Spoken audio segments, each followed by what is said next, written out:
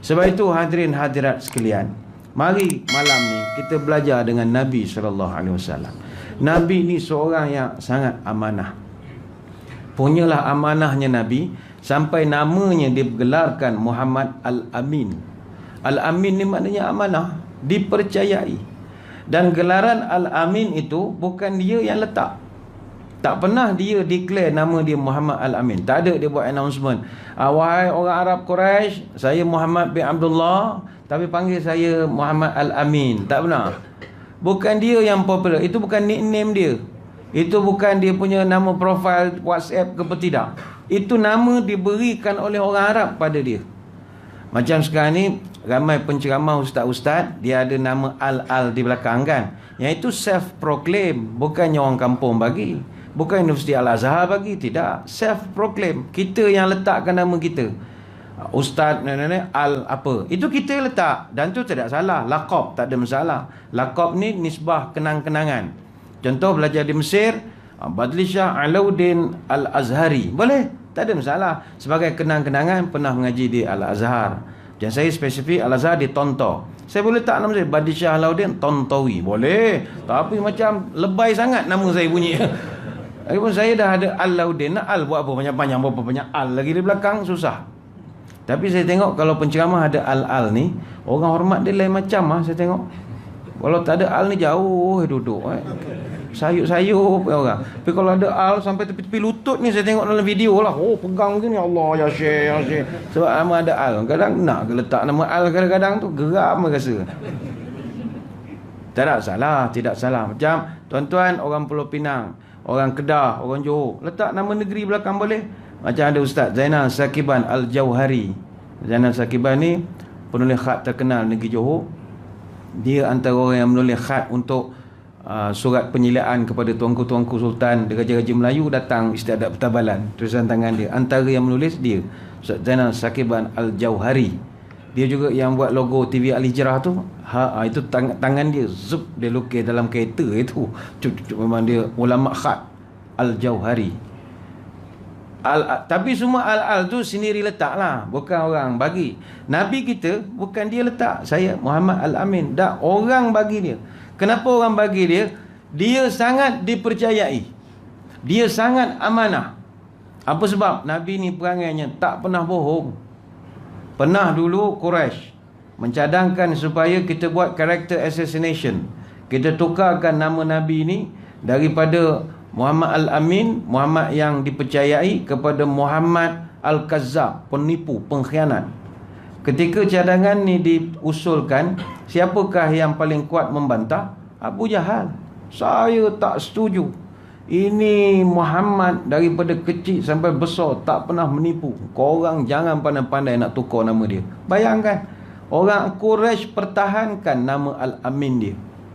Mula-mula dulu orang Quraisy dia buat cadangan lah, macam mana kita nak sekat ajaran Muhammad ini. Makin popular dia sekarang ni, viewer banyak, follower ramai, like banyak, macam mana ni kita ni.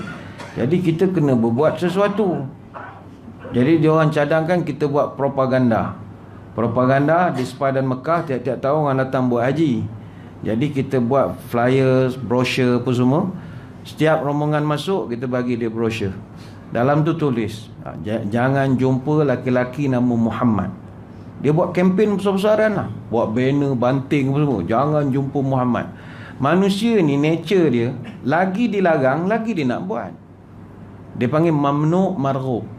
Lagi dilarang, lagi buat. Sebab itu kalau kita corporate culture, kalau tuan-tuan nak suruh orang jangan buang sampah, jangan tulis perkataan jangan buang sampah. Lagi banyak sampah situ. Kita tulis terima kasih kerana menggunakan saya. Orang akan reti bahasa. Dia mamnu' marghub. Lagi dilarang, lagi buat.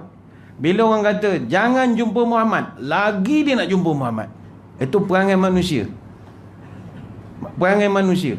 Sebab itu apabila dilarang jumpa Nabi, menyebabkan Nabi jadi popular pula. Baik itu tuan-tuan kalau buka YouTube, nak buat satu video, nak suruh laku channel apa semua, jangan buat tajuk yang boring baca. Jangan buka video ini kalau takut. Memang orang buka.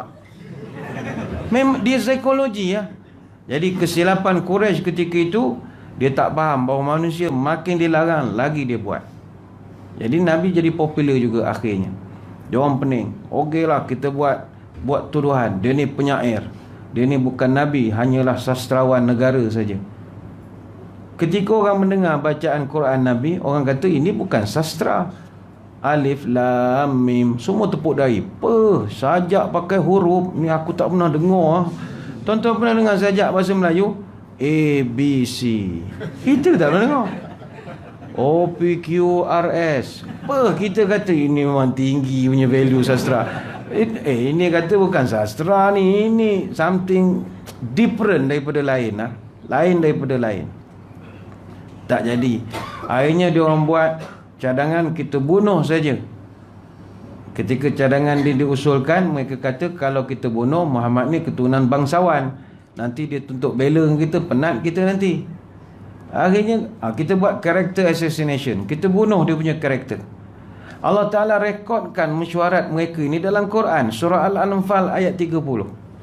Wa idh yamkuru bikal ladzina kafaru liyusbituka aw yaqtuluka aw yukhrijuka wa yamkuruna wa yamkurullahu wallahu khairul makirin. Ingatlah ketika orang kafir musyrik itu mereka nak berbincang, nak menjalankan tipu daya terhadap kamu wahai Muhammad.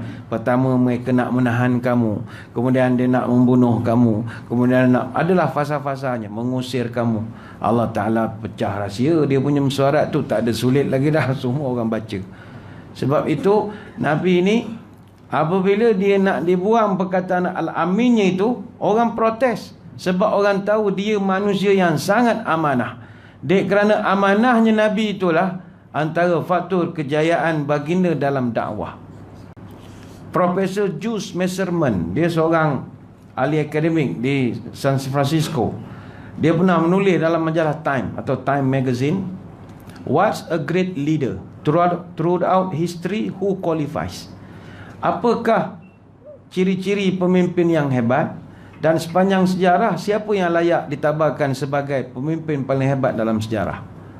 Dia senarai, dia orang akademik, dia senarai panjang semua pemimpin dalam dunia, bukan dalam bidang politik saja, termasuk ahli-ahli akademik. Louis Pasteur, dia masuk kan? Louis Pasteur ni yang buat pasteurize untuk susu masam tu, dia masuk kan? Jonas Salk, cipta bius kau, gitulah, pun dia masukkan dalam senarai. Dia kata semua pemimpin saya dah cek, start daripada Abraham kata sampai Moses, sampailah moden. Dia kata tidak ada yang boleh challenge satu orang manusia namanya Muhammad. Dia Kristian dan dia masih Kristian.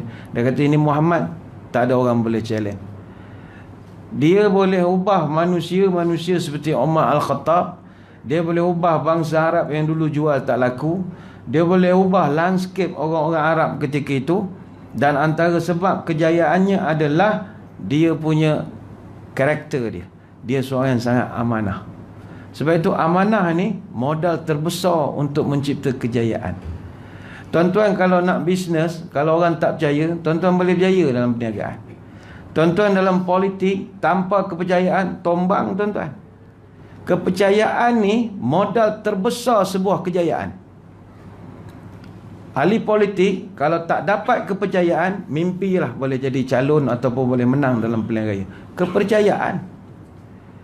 Orang bisnes, kalau tak ada kepercayaan, orang tak akan beli produk dia. Sebab itu orang banyak gunakan ustaz untuk berniaga. Sebab ustaz tu dia ada kepercayaan. Go shop pun dia sapu juga, dia jual apa-apa, orang akan gunakan ustaz sebab orang nak laku. Kepercayaan. Kan ustaz kan orang percaya walaupun bukan bidang dia, ceramah dia, masak dia, go shop dia, semua dia. Tapi sebab kepercayaan. Orang berniaga kepercayaan. Hatta penceramah pun kepercayaan.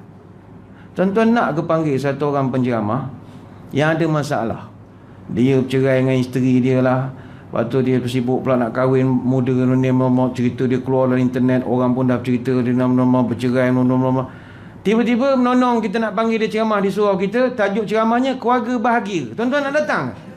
Pirang kau hara siang malam, cerai dalam telefon, apa benda nak ajar orang. Kita hilang kepercayaan. Sebab itu kepercayaan modal terbesar. Dan Nabi kita Dia sukses dalam kerjaya salah satu sebab dia ni amanah dan dipercayai.